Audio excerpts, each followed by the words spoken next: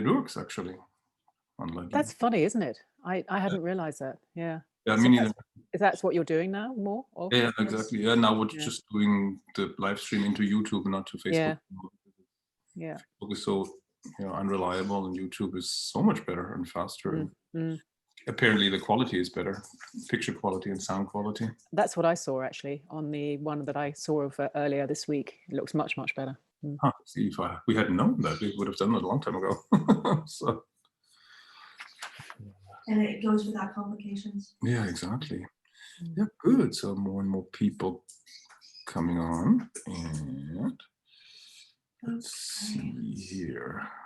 Nobody on YouTube yet, but I think that'll change too. And Shanna's just sending out the notification. You guys can already start. But yeah, we could already start chatting. Yeah. To get all of this sent out. Good. So yeah, so we wanted to talk about applying Feldenkrais principles to horses, right? Yeah, exactly. And something that Thomas and I have been playing around with, actually. Thomas brings all the training biomechanical expertise to the horses, and I have this background in Feldenkrais, which is a way of working with people, but actually all mammals, so that they can move more freely, more easily, with less effort, improve their proprioception, their balance. And so we started playing around with some ideas of how we could bring this into Thomas's work a bit more. And we've already been doing a lot with the riders, which has been going really well, and people are getting a lot out of it. So it seemed a kind of logical next step.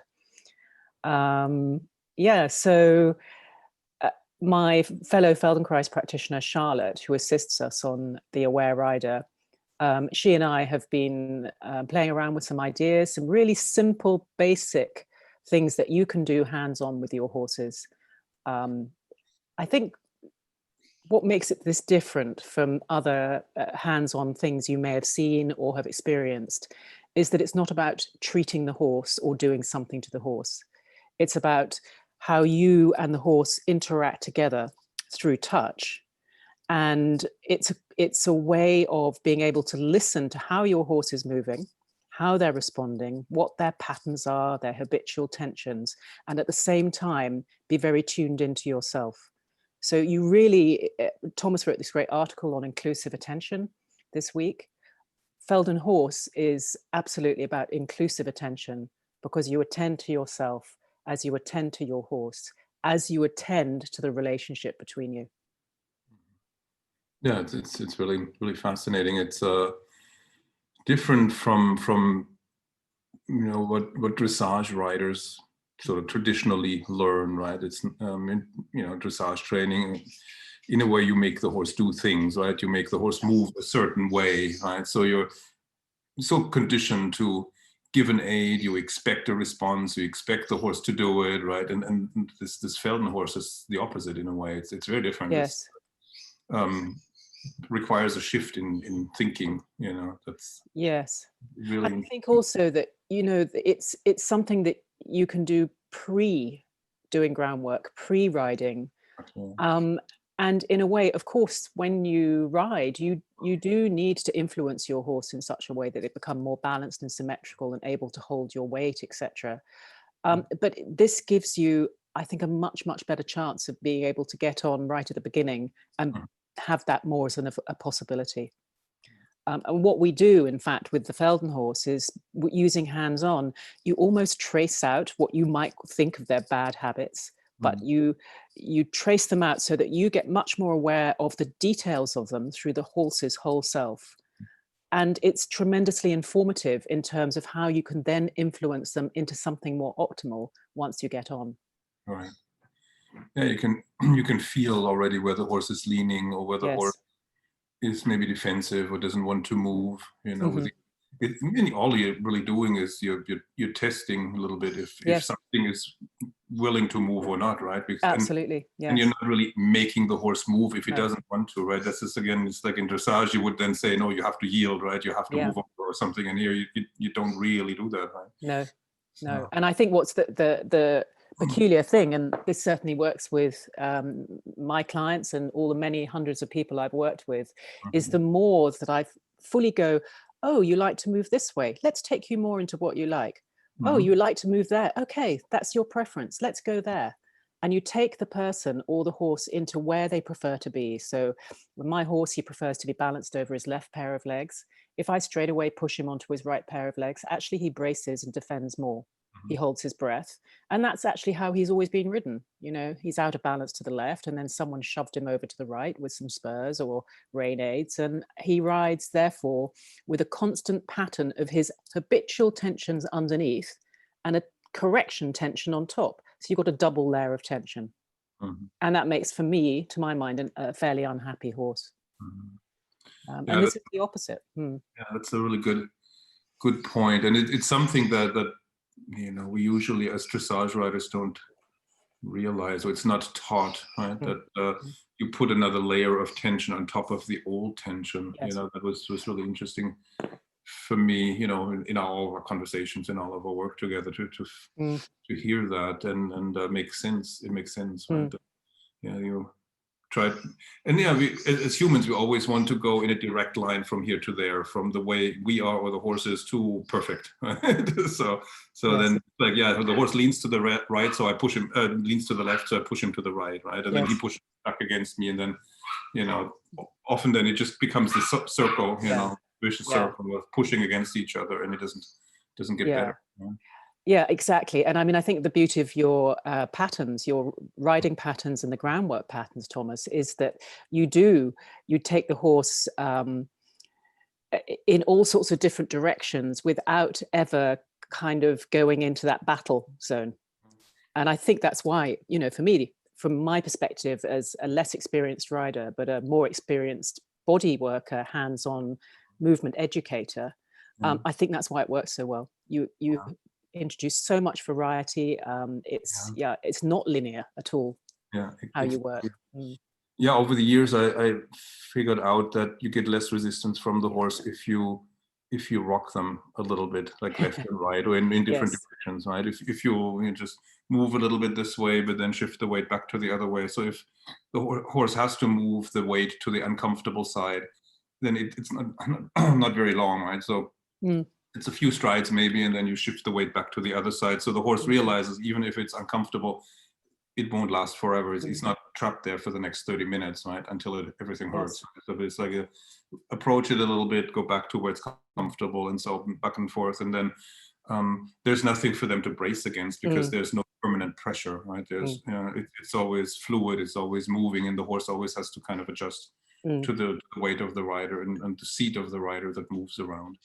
So, and I think, go on. Sorry, I interrupted. It's an accidental discovery, basically, and then your Feldenkrais work, we realized that Feldenkrais had already figured that out and had systematized it and applied it. Absolutely. And what you said there about moving the horse momentarily onto their less comfortable leg, the maybe the leg they prefer not to support their weight with, but momentarily, it's just enough to trigger a little bit of learning or fire something up in the brain, but not so much that they're going to go rocket up into their defensive patterns. And it was the stirrup stepping and the halting into the four legs, I think, that really got me thinking about how to bring the hands-on work directly into your patterns. I'd seen a Feldenkrais practitioner and animal body worker called Mary De Bono doing a wither rock. And the horses absolutely loved it. It was very Feldenkrais. She's a wonderful with horses. And I thought, oh, but that's exactly like Thomas's stirrups stepping patterns, and also what he's asking for. And I suddenly started to make the links, and Charlotte and I were discussing it. And another Feldenkrais practitioner, Joy Morris, has been very, very helpful in getting me started with working in this way with horses. So, it's been quite a collaborative process. But the links between what you were already doing, what I was doing with people, and then how we could bring this to something where the two meet to benefit the horses has been really exciting, actually, for me. I think it's a Yeah, yeah, it's fascinating, fascinating stuff. And with this whole weight shift, I mean, in all these clinic lessons I taught over the years, I noticed very often that many horses have very poor body awareness, and most horses like to support themselves with the same legs or front leg usually, right? They have their favorite front leg, and if you try to change their habitual balance, a lot of them get scared. A lot of the bracing that happens when they push back is really because they think that they're going to fall down, and something terrible is going to happen. So it took me a long time to figure that out, but I kept observing the same reactions from the horses, and this agitation and nervousness and the resistance against it. And you always think as a human, what's the big deal? Just shift your weight to the other side. Just, it's like when we stand on our other leg, it's not going to kill us, right? But the horses sometimes seem to think that it does, right? Yeah. So you have to somehow find a way to get them to try it, just try shifting the weight. And then, I found that if I don't just shove him over there and keep him there, but if I sort of rock a little bit, they're more willing to do it, especially when they feel like, oh, I can come right back to where it's comfortable, right? I can go a little bit there and then come back to where I'm used to being, that makes it easier. It certainly for me, sometimes I feel it's almost like you've got you've had a heavy snowfall and you need to clear the path to your house. You can bring in the big machinery, or you can just move it slowly, move it softly, and open up the pathway. And that's really what we're doing. And you said about people, of course, we know that we're not going to fall down. Cognitively, we know, but our fight and flight system does not know. So I'm sure all of you watching have experienced that feeling where you lose your balance and your defensive pattern comes in very, very quickly, whether that's shortening your right side, curling up into a ball. We need those systems to protect ourselves. But if you want your horse and yourself to be in a state of mind where you can learn, you need to be in a place where learning can happen, and that isn't when you're way up with the adrenaline going. Yeah, that's true. So the Feldenkrais really softens everything. It calms the nervous system, and I think you, Thomas, said at the beginning it was like your horses were almost too relaxed. Yeah, in the first couple of sessions there, it has a surprisingly relaxing effect, and then it's almost like not enough energy there to do something with the horse. Then you have to get the horse going again, but then of course now he's so nice and relaxed, you don't want to just rev him up and make him tense again, right? So go back to what he was. You want to keep the relaxation, but still now move and build up like positive energy that you can work with. That's the next challenge. But I found that when you do this a little bit every day, the energy comes back. The first couple of times when it's still new to the horse, they go into sort of this deep relaxed state. It's difficult to work something. The horse feels different from the way he normally feels. But then I found that in subsequent days, they were more energetic, and sometimes it comes also within the session that they gradually warm up and have the energy that you need to work with them. Yeah, I think that's absolutely right. And also what you say is that if you go from this deep relaxation state straight into come on, it's a shock to the system.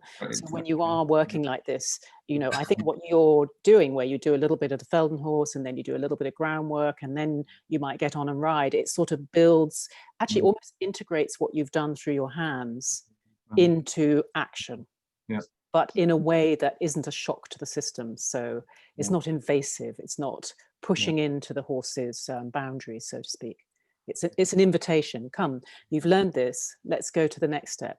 See, it feels good here now. It didn't feel so good before when you were tense, but now this feels better. And then you get on and see, it feels good. And then when the horse starts to maybe get a little tired, because when you're teaching any mammal a new way to move, you can't maintain it for that long without getting tired and going back to your old patterns. Then you stop, you regroup, and it's that process, isn't it, of building the length of time that both of you, because it's intense for the rider too. It's very intense. It takes a huge amount of attention, awareness, mindfulness, the ability to stay internally connected to yourself at the same time as with another being. So you're in this sense of contact with another in a kind of dialogic way, rather than talking to and you're going to listen to what I say. Yeah. Yeah, that surprised me too, that it is intense, even though you're not doing anything. Like if somebody watches you, they can't really see anything because the movements are so tiny, it's millimeters really.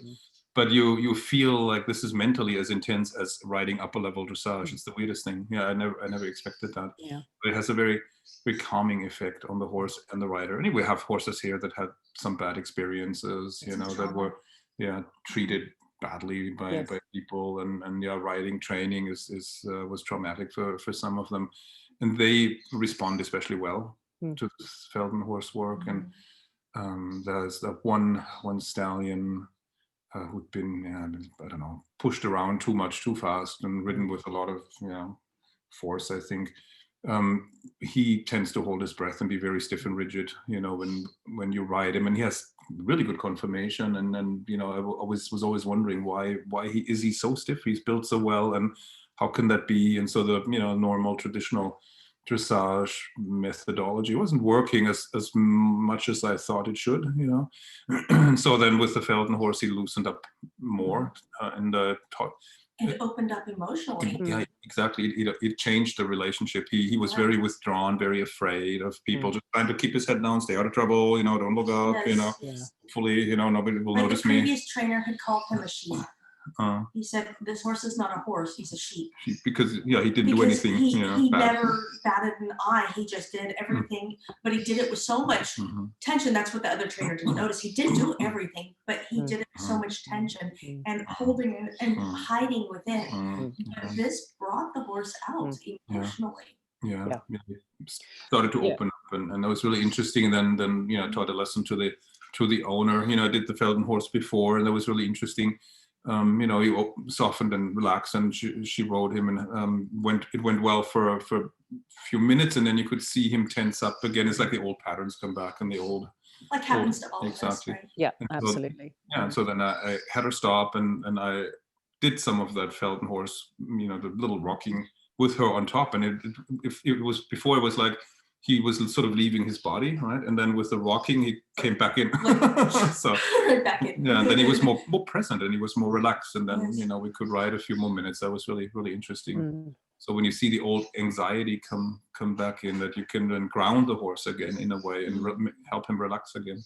Yeah. Through that. Yeah. So that was really interesting. And another thing I was thinking, I've played with doing it in different phases of the work, right? I've tried doing the FeldenHorse in the barn before going into the arena, and that had some effect. And then I did it like after lunging, before riding, and that had a really good effect. That's probably for me the best moment to do it, right? So before you get on, it really grounds the horse and connects you to the horse. I've with the horses that I don't ride, that I would just lunge, and horses that feel very unbalanced and not very well grounded, I do it before the lunging, and then the lunging goes better, then they move a lot. Absolutely. Yeah.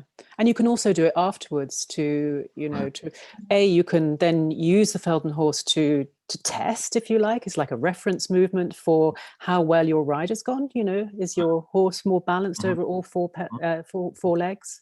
And to reground them, it's an interesting thing. You can, and you only need to do a few minutes. It's not it's not something you have to do hours of at all, is it? Exactly. Sorry, Shanna, that's okay. There's a delay too, so we end up talking over each other. I think that would be a really interesting experiment that maybe we could even do in the course, where we have people, try doing something before the work and then after the work, and compare the results. Yes. That'd be interesting to have everyone join in experimenting. Exactly, And I did that like when I rode and then came across a training issue where the horse got stiffer, and braced somewhere. Then I tried the rocking at the end and felt like, now this one hind leg didn't want to carry the weight, and maybe it was a sign that he had gotten tired during the workout, right? And so now he didn't want to put weight on that leg anymore because he couldn't, because it was muscles were tired or something like that. So you could feel the difference afterwards and before. Then you can reground the horse and help him relax again. Or if the horse gets nervous for some reason, like we have horses here that had bad experiences with work in hand, that must have been beaten in the work in hand, that were very, very defensive. Many of them have bad experiences with work in hand. Yeah. So then we did little work in hand, little rocking, FeldenHorse, little working hand, little FeldenHorse, always to ground and relax the horse again, and that helped them also. I think it's what's interesting about the rocking is it's a sort of minimal oscillatory movement. And I don't know about horses, but I know with human beings that these oscillatory movements stimulate the vagus nerve. And when the vagus nerve is stimulated, you get this very, very restore the balance between the sympathetic and the parasympathetic nervous system. Sympathetic nervous system being fight and flight. And when that is too much to the fore, then of course you're in a constant state of like adrenaline charged state. And I'm wondering whether that's also what happens a little bit with the horses. You rock them, you stimulate something where the nervous system, the fight and flight comes down. Yeah, it stabilizes it. Yes, and then the executive functioning, such as a horse has, comes more to the fore. But with us, it's noticeable. If I have a client who's anxious, I will do a lot of oscillating movements. And it makes a huge difference to the state. I mean, you can literally visibly see the change. Yes. The eyes change, because often people, when they're anxious, the eyes are sort of starting out of their head, and horses definitely have that. But as you do these movements, the eyes just sort of relax and sort of sink into the sockets, and breathing changes. Yeah. Very nice. Do you want to see a little bit of it? A little tiny section. I think it's a good time. Yeah, it might be a good time. Mightn't have a little look. So these were a couple of. Thomas, share the screen to her. Yeah. Permission. What do you think, Thomas? Do you want to see something like the rocking from the wither to the sternum? Would that be a good one to have a look at? Sharing your screen. Yeah, hold on a second. I have to enable you to share the screen. Yeah. Unless she already can. Oh, Yeah, I can. Yeah. Okay, good. So sorry, repeat your question. Yeah. Withers to sternum, the rocking the withers to sternum. Yeah, that sounds Might good. be a nice one. Oh, host disabled attendee screen sharing. That's what it says. So right click on her and enable. That's what I was talking about. Find her on there. Oh, on panelists, they're not on the attendees. Okay. More.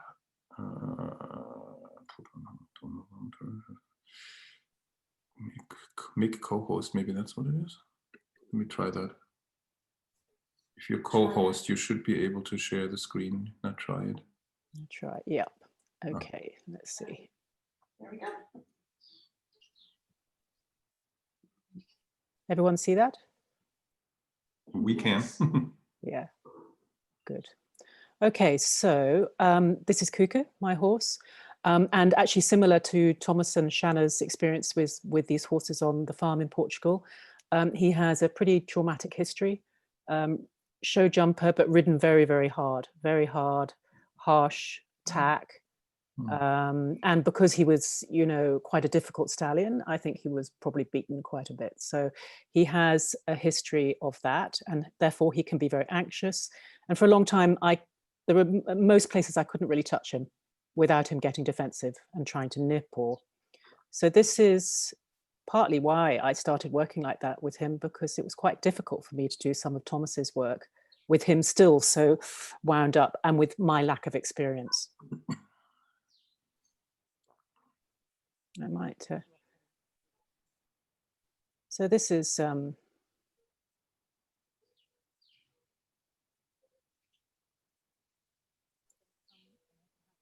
Can you hear? No, we can't. So then I'm going to just do that and then talk you through it. So this, I'm holding him by his skeleton. So that's something that's really important. I'm not thinking about his muscles. My right hand is obviously on his withers, and my left hand is on his sternum, his breastbone, between his pectoral muscles. And I'm just, he will like to go on the forehand, like many horses. And so, of course, if I was going to correct him, I'd be always thinking about lifting his sternum and rocking him backwards. But if I do that, I straight away take him into what's difficult. So what I often do with him is, you can see I actually rock him towards me first. And it's not big, but if you watch my pelvis and my legs and his withers and sternum, you'll see that He comes a little bit towards me. And then I almost don't push him back towards rocking to his hind legs. I allow him to swing back to where he wants to go. And you can see by his face and his demeanor that he is pretty happy with this, yes. Mm-hmm. He's not objecting, he's not stressed. Mm-hmm. I started with this one because he has a preference to be more on his left fore. I actually almost direct the movement towards me and towards his left fore. So I really went into his pattern. And it's interesting there that having done that, I only rocked him towards his left foreleg. He then just adjusted his weight and became more square. Yeah, that's really interesting. Yeah, so you would think, wouldn't it? You would think, oh, well, you know, she's only taken him into what he, you know, what we're trying to get rid of, so to speak. But yet he therefore rebalanced himself. Self-corrected, yeah. Mm-hmm. Yeah, self-corrected, exactly. Which is nice, because if I don't have to correct him, that helps. Yeah, and then it was his idea, so he doesn't resist. Mm-hmm. So I started with my right hand on the withers, and now I'm just sort of playing around with different places on his spine. My hand is super soft, and it can be super soft because I'm not moving him from my arm muscles. Mm-hmm. I'm moving him from my feet. So my feet are grounded. I'm rocking in my ankles. My whole self is moving backwards and taking his whole self with me. Mm-hmm. And I am, you know, looking to check in with my breathing, notice his breathing, notice when he gets annoyed with me, he's had enough, all those kinds of things. And I think at this point, I decided to see if I could direct the movement, not only straight towards me, but a little bit straight down his spine towards his tail. Mm-hmm. And of course, the temptation is to go, well, you know, he needs to have that right fore left hind diagonal going as well. But that may come and it may not in this session. Interesting. Interesting. That's interesting to see his face, you know, the ear, sometimes one ear goes a little back towards you. It's like he's paying attention to you. Yes. Probably wondering a little bit what you're doing. What is this woman doing to me again? Yeah. But, you know, his eyes are very sleepy, sort of, you know, and that's kind of what I've noticed too. And the horses that we work with, sometimes they lick, sometimes they chew, you know, then the digestion starts rumbling when I move the pelvis and the rib cage. Absolutely. Interesting. That's the vagus nerve response, I think, you know, because your vagus nerve is to do with your digestion. So I've obviously given into the temptation to see if I can angle a little bit. But, so I've moved my hand a little bit slightly to the right of his sternum, to the left of me.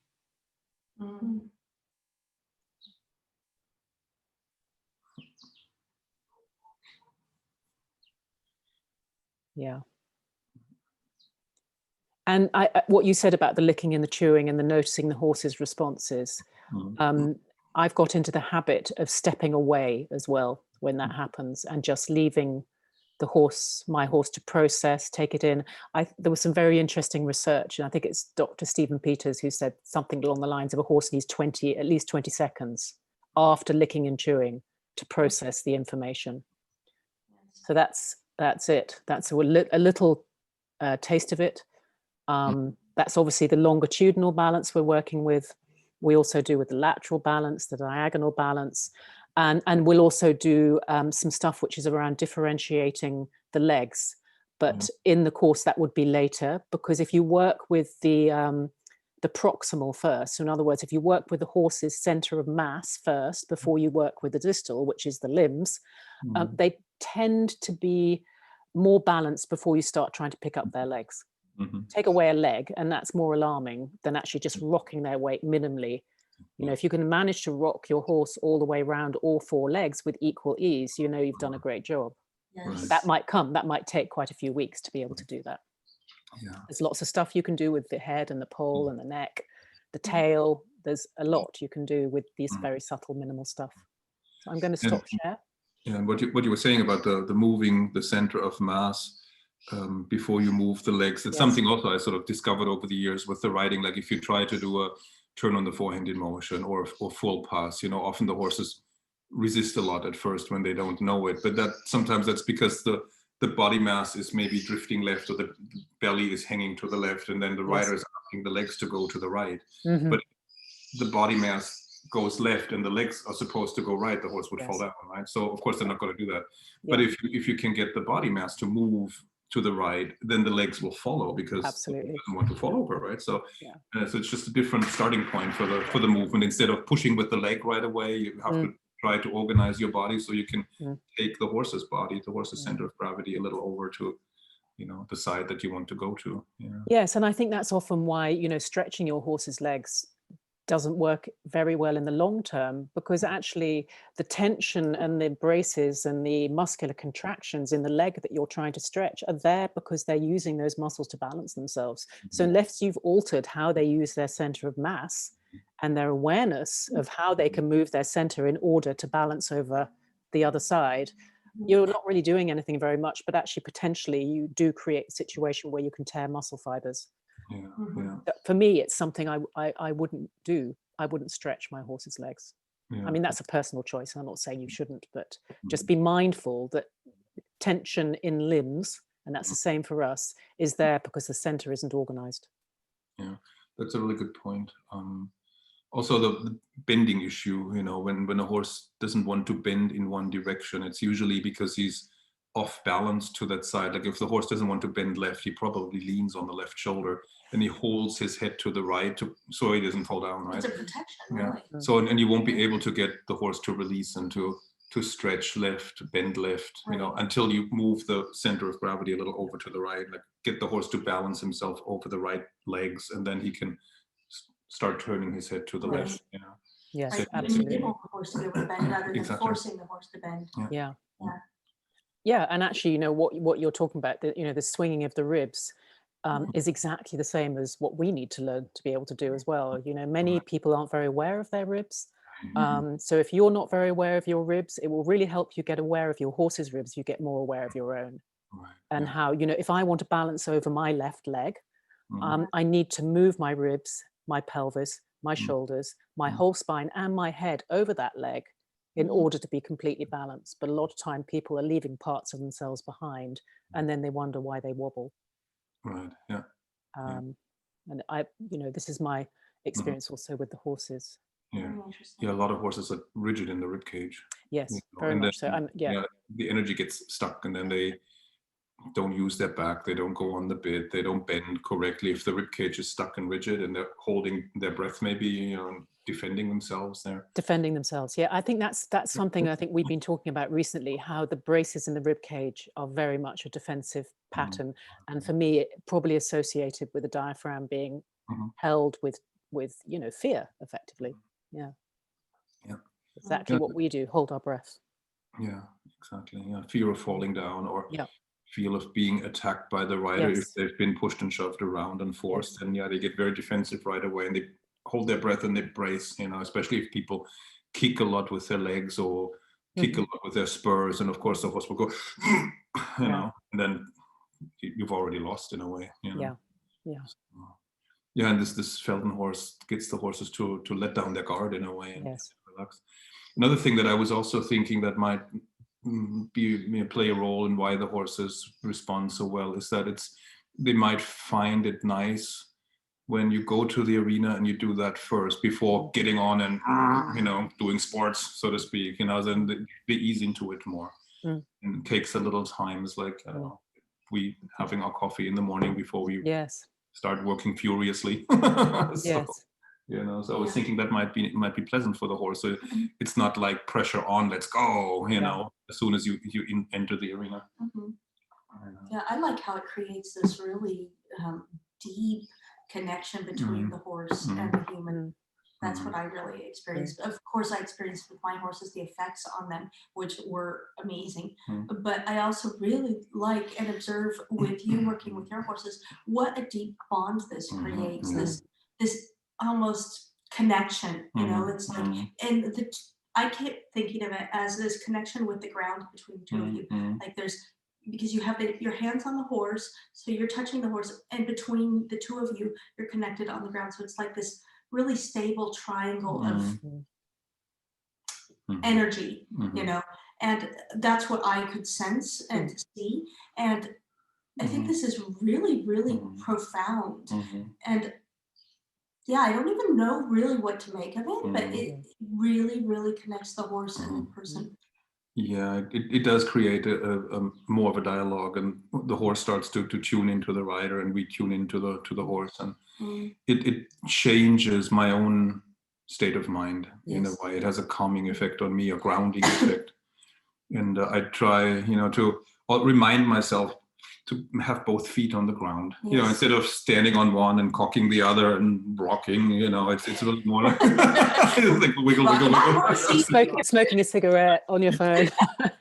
It's tempting, right, to have it deteriorate into something mechanical where you just go through the motions, rock, rock, rock, let's go, we're done. So, but instead of really tuning in and really standing on both feet, and that's the sort of energy connection to, of your weight to the ground, and then feeling the horse and see where the horse can move. And so it's a strange effect that I never expected. It's quieting for the horse, and it's quieting for the rider. It quiets the rider's mind, I find, and brings your own energy down, and it's very meditative. Yes. Yeah, when I work with people, and I think other Feldenkrais practitioners would agree with this, my sense is that I am listening to how that person moves in such a way that they can listen to themselves. So you get this sense that with my horse and the other horses I work with on the farm that he's at, that they often start a bit like, thinking about the things, thinking about their friends, what am I doing here? And it's often like that. It's agitated at the beginning. And, I may have come with some agitation too. And so as I bring my hands on and I wait and I listen and I let the bones emerge into my hands, you can see the horse's attention turning inward too. And they start to feel themselves and you. And I loved what you said, Shanna, about this triangular, because I had a sense of that space between, as you described it, and you saw Thomas, it's a very full space. It's very full. It's not a kind of empty space. It's the connecting space. It really is. And people talk a lot about dressage, for instance, being a dance between two beings, but often I don't see it as a dance. I see it as something being done to another being. Yes. Or like a here, Yeah, and Felden, exactly. And it's a great skill. It's a great skill, but it isn't the same as two nervous systems truly dancing together, which you see with the greatest dancers, don't you? Like tango or all sorts of forms, art forms. But I think this gives you that opportunity to feel the difference between being with and doing to. Yeah, that's it right there. Yeah, that is it. Yeah. I mean, historically, dressage really evolved in the age of absolutism, right? In a very hierarchic, top-down society, and then in the 19th century, the caretakers of dressage really were the military, right? Also very hierarchic, top-down, and then of course the person on top gives the orders, and the person at the bottom runs and jumps, right? Yes. So and the relationship between rider and horse was very much like that, right? The rider sits up there and gives the orders, and the horse has to run and jump, right? Yeah. And there was no discussion. There was no, we don't need your feedback. You just move, right? And so now, since the horse isn't used for the military anymore and society is different, so we can have a different kind of relationship, right? So now we can listen more to the horse, we can have input, and the horse can have more of an opinion maybe than they were allowed earlier, right? So, and with that FeldenHorse, you develop that, right? Like really listening to the horse and what the horse has to say, and and how he feels and so on. So, and of course, then the horse is like that, when they feel like, okay, they have a say and somebody pays attention to how they feel and so on. So. Yeah, I thought it was very interesting what you said about earlier on about the horse, the fear of falling down. And I mean, I had that experience on Tuesday in a lesson where I could feel that he was tired and that really we should stop, because he started to really go into that pattern of falling into his left shoulder. And it's quite difficult in that moment when you're with a trainer sort of encouraging you to go to be the advocate for your horse and say, look, yes, I know. it's enough now. He's done enough. Yeah. But that, for me, looking back on it, that was what he was saying. I've done enough. I've really tried my hardest, and at this point, I'm too tired to do the new thing in the new way. Right. Yeah, to do it in a good way. Yes, exactly. In a way that's actually going to be beneficial for both of us, you know, Exactly. rather than a sort of moment in time where you've achieved some, I don't know what, small victory. Yeah. Yes. And at what cost? Yeah. Yes, exactly. He might comply and do it, but Yeah. what does he have to do in order to make that happen that is going to have a detriment to his body? Yes. The connection too. Yes. Yeah. And raises a good point too. When the horses get tired, they revert back to the old pattern. So you yeah, exactly. Like in a lesson, or when you're riding, you may find that you start at a certain point in the training, right? Certain stiffness, crookedness, blah blah blah, right? So then you work on it, gets better, and then you reach a point where it's like we're going backwards now. It's like we're almost back to where we started, and that's usually a sign that now the horse is tired. It's time to stop. And very often that the riders that are maybe not that experienced, they don't interpret it correctly, and then they feel like the horse is being disobedient, and I have to make him do it, and then but it doesn't get any better because the gas tank is empty. So what is the horse going to do, right? If there's no more strength, absolutely. So it can only get worse at that point. So then you have to find a good place to stop. Yes, and of course, if you do push through, not only will your horse be in their old patterns, but you are likely to, in your efforts to try to correct the horse into what they should be, you're going to be employing every single one of your historical muscular contractions. So then you've got two tense, braced defensive systems, and I know we've all been there. I certainly have. Oh, yeah, of course. Was this week. Yeah. And we're human beings. We make mistakes. That's how we figured it out, right? We made our own mistakes, and at some point we made all the mistakes. Yeah, and at some point we noticed this is not really working well, so maybe I should change it. Like that didn't work. I know. Yeah. And I think conversation with Charlotte Zetterberg, who's helping out with the FeldenHorse and is my fellow practitioner, and she came up with a name. Actually, it's her name, so I want to mention that. That she said with her horse, who's a warm blood and again has had a difficult history, it's a year on from when she started doing this work. She reckons she can get around 10 to 15 minutes of really good work ridden in the new way before he gets tired and goes into the old thing. So with her horse, it's been quite a slow process. Mine has been a bit quicker, but probably because he's less traumatized than her horse. Yeah, it's interesting. Yeah, and something I'm noticing more and more too is that reorganizing the old patterns and the posture, the balance is hard work, even if it looks like you're not doing anything with the horse. But I think it requires a lot of mental capacity on the horse's part as well as ours. Yeah. Absolutely. And the horses then have to discover new muscles that they've never used before. Then they have to use them frequently or habitually, right? Then they have to strengthen those muscles. So it takes some time. Yeah, it takes time, but also the horses then fatigue sooner than you expect, right? It's like, well, I haven't done anything yet. It's been like 20 minutes of really simple work, and he's tired, or he's it acts like he's tired. It's like, how can that be, right? But I've seen that with a lot of horses, and I guess we just have to give them the time. And then definitely, it's like say you're a musician and you're learning a complicated piece of music, and there's a particularly difficult bar, and you play it very slowly, you break it right down. If you just sped it up to performance speed, it would be a disaster. It'd be a big old mess. So it takes time for the new stuff to integrate and become concretized, really. So that it's a predictable pattern rather than, that our habits tend to be the predictable patterns. And the new things are like little threads of neuromuscular threads, if you like, and they're easily breakable, so to speak.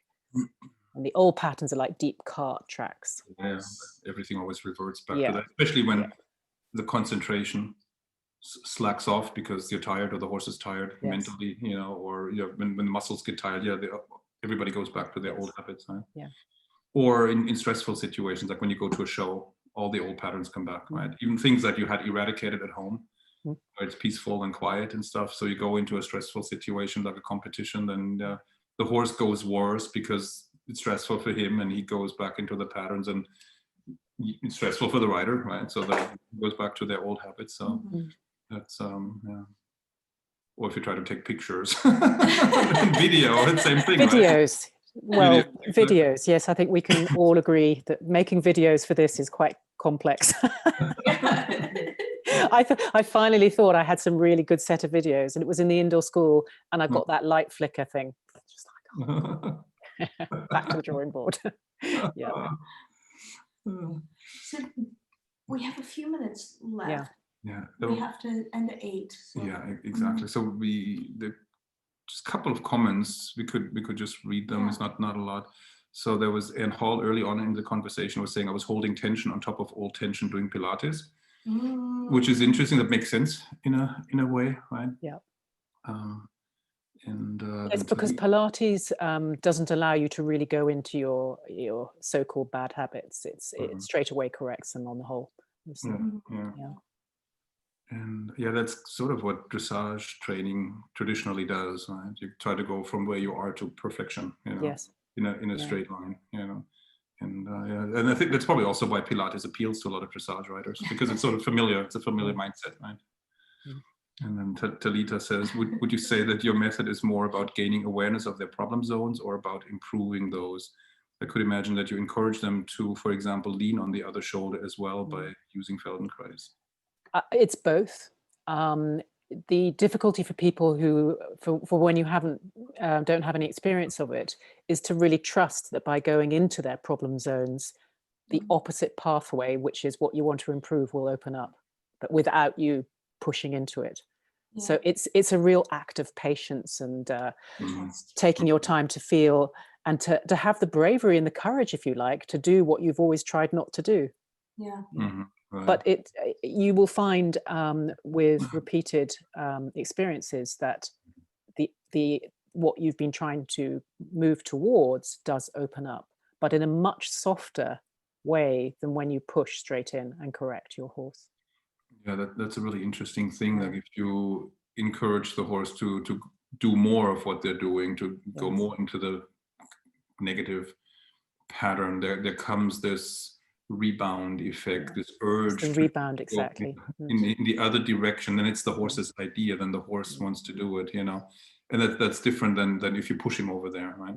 So it's a little bit the principle we try to use with like flying changes and piaffe. Just put the horse in a balance where the horse wants to do it, or he thinks of, well, if I change leads now, I would feel a lot more comfortable, or if I do little diagonal steps, it would be less work than staying in the walk, for example. And it's kind of the same thing that the horse then starts to itch. I want to go and support myself with the other side of the body. And I think it becomes more powerful because it comes from within the body rather than something the horse is responding to something, some aid you're giving and moving the weight over. It's the horse initiating it from within himself. So I think it actually perhaps treads a deeper neurological path because it comes from within the horse. It becomes the idea, right? So then it's something positive. It's something they want to do rather than something they have to do because we tell them so. Right? So and that's why it's more convincing, and like Shanna says, and it sticks more, rather than the horse always trying to get out of it and pushing against it, and they seek it more. But for dressage rider, that's very weird, right? Don't make him worse. Don't make him do more of that, right? Like, he puts all his weight on that shoulder. Why would I put his weight there? Why would I do that? But you have to trust in that process. And because you're doing it on the ground, there's less of a risk. If you're doing it ridden, I understand that that's not maybe what you want to do, but you're doing it on the ground. And I think you will therefore start to feel how actually your horse will self-adjust. Yes. It's extraordinary how they do. And that's, of course, you've got a kind of, an injury of some sort, in which case they've got a very good reason not to be over that particular leg. And that's worth listening to as well. Very good point. And in fact, with clients who've had injuries, like an ankle injury, the last thing I'm going to do is put them over their injured ankle. I'm going to teach them to be much better balanced on their good leg while their bad leg is healing. All right. Very interesting. That's a good point. Yes. With the one horse, I played a little bit after the FeldenHorse thing. rode the horse and then tried with stirrup stepping to emulate that a little bit, rock the horse in, I think it was at the walk, and then stepping more into his favorite shoulder, you know, he actually relaxed more, you know. Whereas if I shift the weight immediately to the other side where he doesn't want to be, then he holds his breath more and he braces more and stuff. And so if you can go back and forth a little bit between the favorite leg and the not so favorite leg, then you can feel him relax the moment you allow him to go where he wants to be.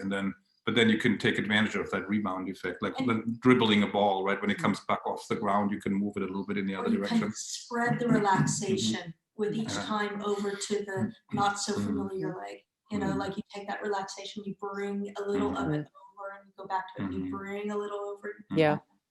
It reminds me of those, you know, those, what are they called? The balls on the end of the metal balls which swing. Newton's cradle. Yeah, Newton's cradle. You know, in that nobody has a perfectly objective middle, yes? And your horse doesn't either. So maybe my middle is a bit like this. And so when I swing those little balls, you know, I'm going either side of my subjective middle. But the weird thing is that as they bounce back and forward, slowly, you get much more to a truer middle through this sort of oscillatory process. Interesting. Yeah. It's true. If you move back and forth, left of center, right of center, then you get a better sense of where the center is, right? Exactly. And the center is not fixed. It's infinitely mobile because, you know, we're not a set of muscles and skeletons. You know, we're not just biomechanical models. We're human beings with a nervous system, which is why if you do very, very attentive work with your right hand, 6 hours later, you'll be able to do it with your left hand because the parts of the brain are actually communicating with each other. Yeah, that's very interesting. And in the writing lessons, you know, we use that principle too, that we have exercises where the horse and the rider have to rock the weight back and forth or rotate the pelvis and the body back and forth. The same thing, you go from, you know, being turned to the right to being turned to the left, or have the weight more on the right seat bone, more on the left seat bone, back and forth. And then the crooked rider becomes a little more straight because they're constantly moving around, which is more effective than riding a 20-meter circle and trying to go from crooked to perfect, you know. Yes. So then, you know, that traditional, you know, ride a 20-meter circle and then just sit straight, right? That makes again the layer of tension about. For me, yes, that's certainly what I've noticed. Yes, I think for most people. I've done it. Yeah, that, you know, that's the old way of thinking that all you need to do is get a good position.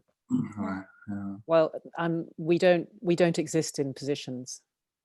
Yes. Exactly. Yeah. We are actually always slightly out of balance and returning to balance. Right. You know? Yeah. It's a good way of thinking. And what we want to do is increase our ability to become skilled at doing that.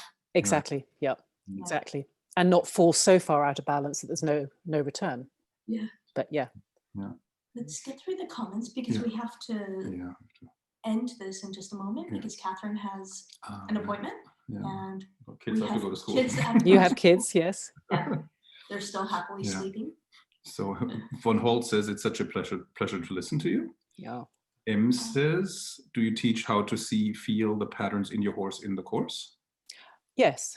In that I will talk you through some very, very simple things to feel and to listen to and to see. Yes. By doing this, your powers of observation. Absolutely. But it's an experiential learning. So you get your hands on. That's going to be your biggest teacher. And pay attention. Pay attention to what you're doing and what's happening in the horse. Quiet yourself down. Mm-hmm. There's a big emphasis on that, on actually the person moving the horse, on how you are in your state of mind. Because if you are agitated, rushed, not paying attention, none of this works particularly well. Yeah, it's very true. Yeah. I found that out too. We all have. Move. Exactly.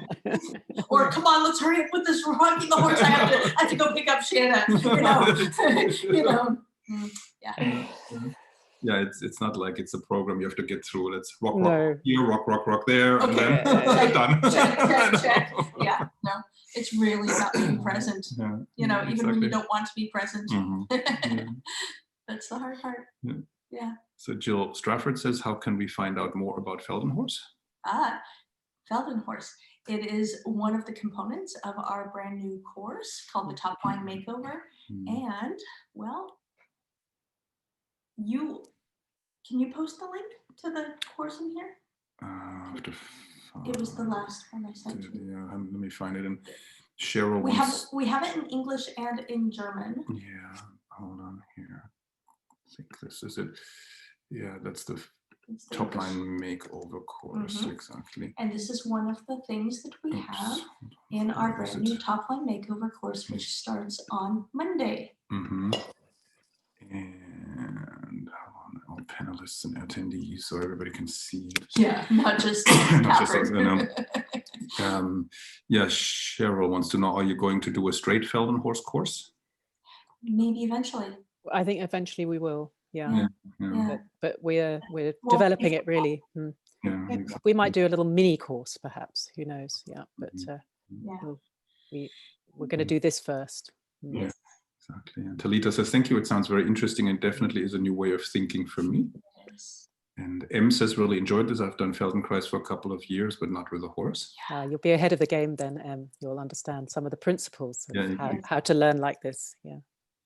Yeah, some of the Feldenkrais principles are pretty wild for a traditional dressage rider, you know. Also this idea that you can just work one side of the body and not work on the other side, and that somehow the horse transfers it to the other side. That's completely, you know, foreign to a dressage rider. No, you have to do everything the same amount, left and right, and so on. But yeah, it's crazy, you know, or going into the bad pattern and let the horse make the mistake even more, let him make it worse. You know, so that idea, it's mind-boggling in a way. But it's interesting to think about that and maybe carefully experiment with that, you know. And yes. You know. It's about learning to listen into yourself and your horse. And so from my own, you know, riding experience and teaching experience, I find that often, you know, I practice things asymmetrically with the horse, right? I like to do every exercise in both directions just to see how the horse does it, right? Even so as a baseline to compare, like in this direction it's easier, in this direction it's harder, in this direction has a better effect, in that direction doesn't have as good an effect.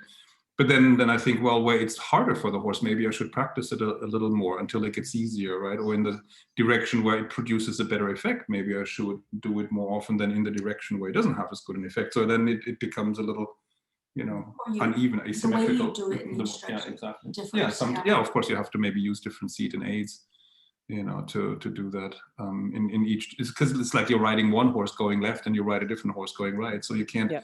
Give mirror image aids, you know, you can't sit the same way, you can't aid the same way because the horse's needs are different in both directions. Or the offshoot exercises that you come up with in each direction are going to be different because of the needs that the horse shows you, what the horse needs at that moment. You're going to come up with an exercise or something to do. For example, let's just compare shoulder and right to shoulder and left. In your shoulder and right, you might notice, oh, the horse is doing this or this. So you do an exercise that will help the horse learn how to, let's say, correct that mistake, but learn how to use his body differently so that he can do the shoulder and right better.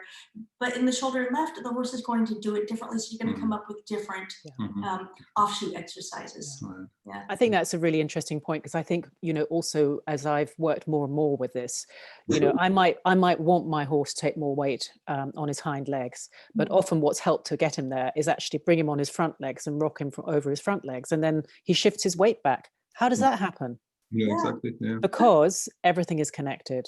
His shoulders are connected by way of his spine and ribs to his pelvis and his hind legs. You change something in that chain, everything changes. Right. Yeah. You reduce the tone, the high tone in one part of the body, the tone in every part changes. And that's the same for us. Yeah. And it's the same for your horses. Yeah, it's about increasing mobility. When you increase the mobility of the horse to be able to move, for example, between the two front legs, the ability for the horse to be able to then shift the weight to the hind legs improves as well. Yeah. Spooky. Yeah. Spooky. But it's when you feel it, and you see what difference it makes, it's such a lovely feeling, you know. Yeah. Such a lovely feeling. It's wonderful. Yeah. So Cheryl says we need you in New Zealand. I've heard it's a bit tricky to get there at the moment, Cheryl. No, it could be. We have this fancy newfangled thing called the internet. Cheryl says, I know, damn it. And Jill Strafford says, "You're so considerate to the horse." Mm. And hold on, there's some Q&A. There is some you. question. Katie says, "Will this be recorded?" Not heard Yes. much, as I have my 3-year-old granddaughter with me this morning, and she has talked continuously since 7 a.m. I can relate. Yes, it's all being recorded.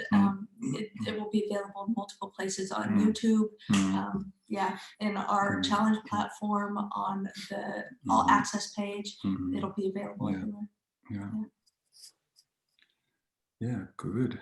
All right. So yeah, we should probably wrap it up. Anything else you'd like to say before we wrap this up, Catherine? Well, I just anybody who's going to join the Topline Makeover course, I'm really looking forward to hearing how you get on with this all, with Thomas's stuff and my stuff. I'm super excited about this course. That's what I want to say. So I really hope you'll join us there. I hope so too. I hope so too. Yeah, it'll be fun. And if it's not the right thing for you right now, I hope you got something out of this.